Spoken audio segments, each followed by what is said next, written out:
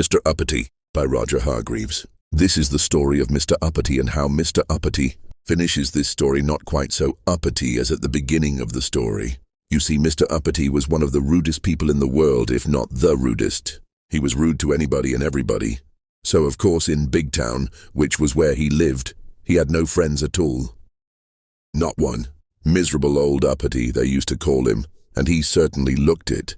Now, as well as being rude, Mr. Uppity was also rich, very rich. One of the richest people in the world, if not the richest. He had the largest, longest limousine in Big Town. He had the largest, longest garden in Big Town. He had, on top of the hill in the middle of Big Town, the most enormous house.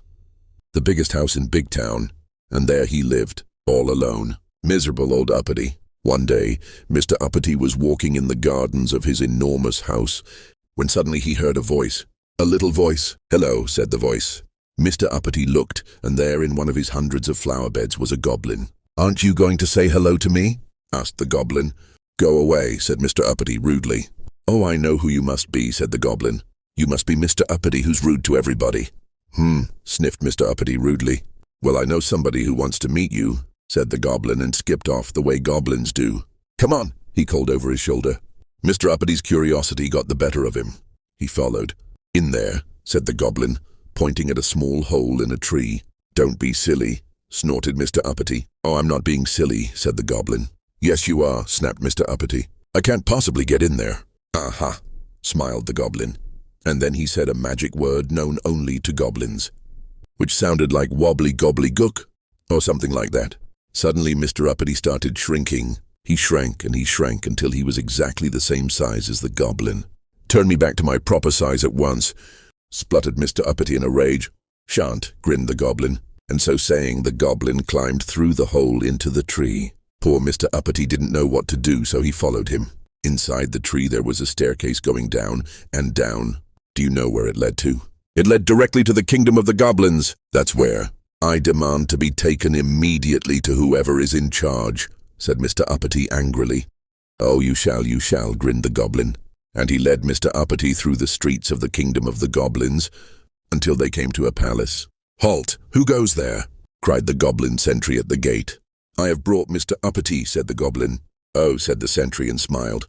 The goblin and Mr. Uppity passed through the gates and into a courtyard and through some more gates and along a long corridor and through some large gold doors and into a huge room. There, sitting on a gold throne, was the king of the goblins. "Your Majesty," announced the goblin, bowing low. "May I present Mr. Uppity?" "Ah," said the king. "So you're the fellow who goes about being rude to everybody and doesn't have any friends." "Nonsense," said Mr. Uppity rudely. "I can see that what I've heard is true," said the king, looking at the indignant Mr. Uppity.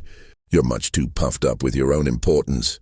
Therefore," he continued, "I am going to allow you to be turned back to your proper size. But when you get back to Big Town, if you're rude to anybody at all, you will immediately shrink to the size you are now. Do you understand?" The goblin then took Mr. Uppity back through the kingdom of the goblins, and up the staircase, and out of the tree at the bottom of Mr. Uppity's gardens. The goblin looked at Mr. Uppity and said something which sounded like "Coo-gilbo-gilbo," or something, which is probably wobbly-gobbly-gook, said backwards, and Mr. Uppity grew and grew back to his original size. "Now you remember what the king said," warned the goblin. "Don't be so uppity in future." Mr. Uppity marched off furiously up to his enormous house. The following day, Mr. Uppity was out walking through the streets of Big Town. Suddenly, he came across a little boy playing with a ball. "Get out of my way," snapped Mr. Uppity rudely. But as soon as he'd said it, you know what happened, don't you? Yes. Mr. Uppity shrank and shrank until he was no bigger than the ball the boy was playing with. "Oh dear," he gasped, and then he thought. "I'm sorry," he said to the boy. "What I meant to say was, please could I get past?" Immediately Mr. Uppity grew to his original size, and the boy moved and Mr. Uppity went on his way. Then he met an old lady carrying a large shopping basket. She was late for market. "Excuse me," she said to Mr. Uppity. "Could you tell me the time, please?" "No," said Mr. Uppity rudely. But as soon as he'd said it, you know what happened, don't you? Yes. Mr. Uppity shrank and shrank until he could easily have fitted into the old lady's basket. "Oh dear," he gasped, and then he thought. "I'm sorry," he said to the old lady. "What I meant to say was, it's 11:25. Immediately Mr. Uppity grew to his original size, and the old lady thanked him, and Mr. Uppity went on his way. Then he went and bought a newspaper from a man standing on the corner of the main street in Big Town. He was just about to walk away when suddenly he stopped and thought. He turned back to the man and said, "Thank you." Thank you were two words Mr. Uppity had never used before. The man smiled. A smile was something Mr. Uppity wasn't used to getting. Then Mr. Uppity was stopped by a man who asked him if he could tell him the way to the bank. Mr. Uppity was about to say no when he thought. "Yes," he said, and told the man. "Thank you," said the man. "Thank you" were words Mr. Uppity not only had never used before, but were words he had never had said to him before. Mr. Uppity smiled. He felt happy. Happy was a feeling Mr. Uppity wasn't used to feeling. He liked it. And you know, from that day forward to this day backward, Mr. Uppity is a changed person. He's still the richest person in Big Town, perhaps the richest person in the world, but now he has lots of friends, and he smiles a lot, and he never gets that shrinking feeling.